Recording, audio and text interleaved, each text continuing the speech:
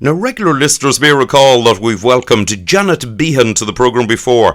Now, everyone who listens in will be wondering if there's a connection to Brendan Behan, and indeed there is, because Janet is his niece. Now, Janet has followed in his footsteps and is a writer and actor. When we last spoke, Janet staged her one-woman show, Rail Teen, Noreen. And that was at the Actors Theatre in Covent Garden. Now, she's now bringing a longer version entitled Why Shouldn't I Go? To the London Irish Centre in Camden. Now, it's running from the 14th to the 16th of November. Here to tell us more, I'm pleased to welcome Janet again. Janet, lovely to speak to you.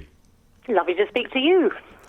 Janet, this is a one-woman Irish triple bill. Now, you obviously felt that there was more mileage. What can audiences look forward to?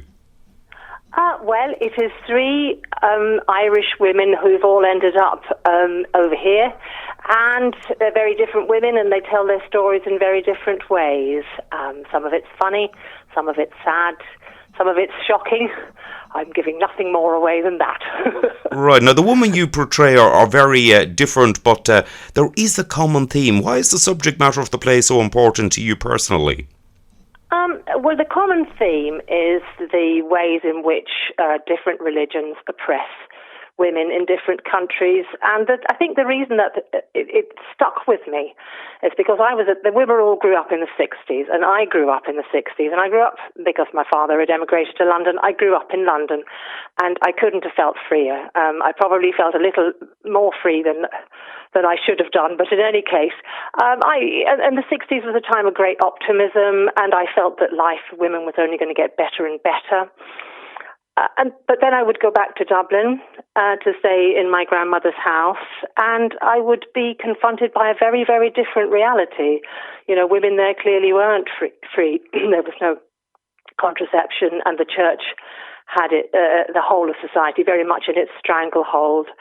And there was one occurrence that really stuck in my mind, and it's stuck in my mind to this day, which was my mother's lodger was a lady called Anne, and she was in her 30s, and she had some kind of medical condition that meant if she fell pregnant again and carried the baby to term, it would threaten her life.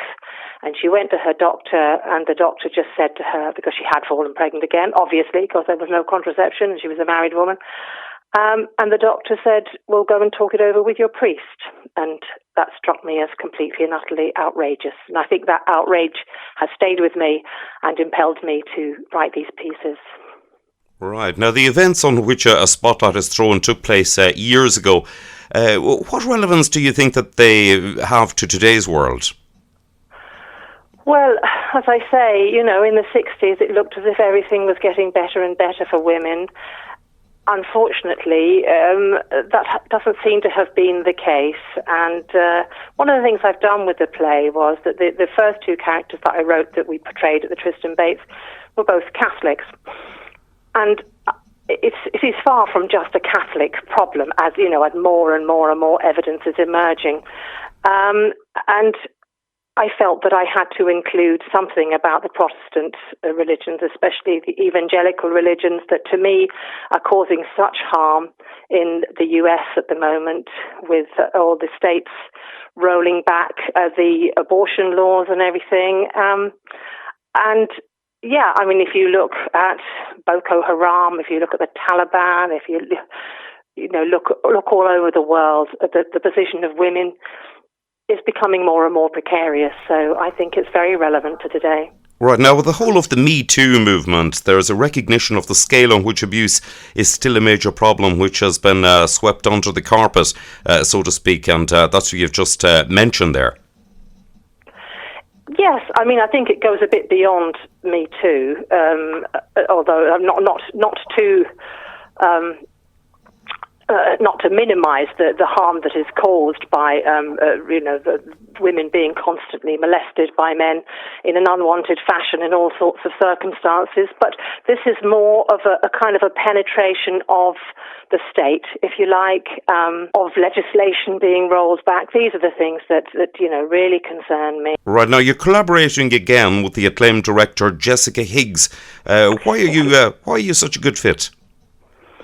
Well, Jessica and I were in a feminist theatre company that she was a co-founder of in the 60s, in the 80s, so we've known each other a very long time.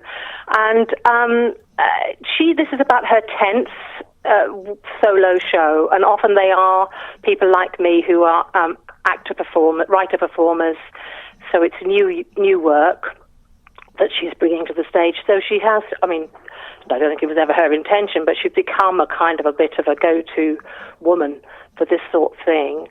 And I had been toying with the idea of writing something for myself, and she invited me to see Bound Feet Blues that she was directing, which was a stage adaptation of a wonderful book by Yang Mei Ui. And I thought, this is fantastic, and maybe we could do something along the same lines. Right, now, undoubtedly your topic is serious, but there are some light-hearted moments. Yes, there are. There are. But then I think people who have suffered great loss and great pain are often the funniest people on the face of God's earth, because that's how they deal with it. So yes, it would only be realistic to have some humour in the play. Right, and what is the running time? 55 minutes. Okay, now you've worked as an actor for many years and written for others, including Adrian Dunbar, who appeared in Brendan at the Chelsea, which was a sellout in Belfast, New York, Dublin and Derry. However, you're showing no signs of slowing down. Now, clearly the world of theatre gives you a tremendous buzz still. Yes, well, it's something I've wanted to do since I was about 4, so it's hard to reorganise your life around some other. I have tried at various stages in my life to give up and do something sensible, but no, it always draws me back. Now, Janet, I know your writing has been informed by your father's experience in a harsh industrial school. Now, it shaped him and has influenced your views about society at the same time. Yes, that's true.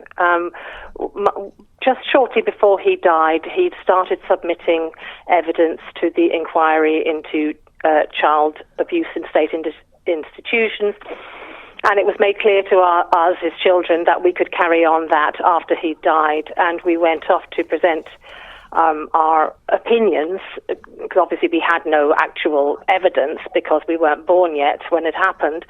But our opinions of the ways in which it had, altered the person that he was, from, as a result of being in Artane Industrial School. And they said that we didn't actually have to offer any hard evidence, because the very fact that he had been at Artane meant that he must have been abused. On a lighter note of interest to our listeners will be that not only are you clearly related to Brendan, but your great uncle was Peadar Carney, writer of Ireland's national anthem. Now, unsurprisingly, your family are proud of their heritage, and there was a reunion in 2016. Do you still keep in touch with the family members? As much as I can. That was a wonderful time. We were all invited to the, I hope I'm saying this right, the Oros on Uthparan, and we were brought into a beautiful big room, and a gentleman explained to us how this carpet had been made by women in Donegal. I don't know how they did it, because it was a huge carpet, and the different colours of the carpet and what they represented. And he asked us all to stand on the brown edging around the edge, which represents peat. Your listeners would be interested to know. So we stood on the peat, and the wonderful president came round and shook hands and spoke to all of us. And it was it was a refreshingly Republican experience. And yes, I was there with among other people, my lovely Auntie Paula, who died, I think, within the last week, which is very sad. And I'd love to send my best wishes to all her family. Indeed, sympathies on that. Now, the play was previously performed in a small setting with a great audience reaction, but 3 nights before, bigger audiences are definitely justified. Now, I hope as many of our listeners as possible will turn out to see you at the London Irish Centre, Camden. It's at 8 p.m. on the 14th to the 16th of November. Now, you can visit londonirishcentre.org. Janet, thank you very much for giving us an insight into Why Shouldn't I Go? It's been lovely speaking to you again. No, it's been lovely speaking to you too.